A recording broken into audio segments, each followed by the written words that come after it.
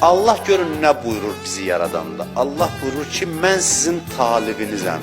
Sizi sevən mənəm, mən sizi sevənəm. Kim cavab verər mənim eşqimə? Yaradılış budur bax. Sevgi partlayışıdır, sevgidən xəlq elədim. İndi sual verirəm, cavab verərsiniz mənim sizə olan sevgimə.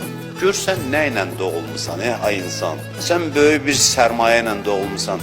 Sənin zərrə-zərrəndə Allahın sənə olan sevgisi var. Allah sənin aşiqindir. Yaratması eşq elan eləməsidir artıq. Yaradılışın sevgidən başqa səbəbi yoxdur.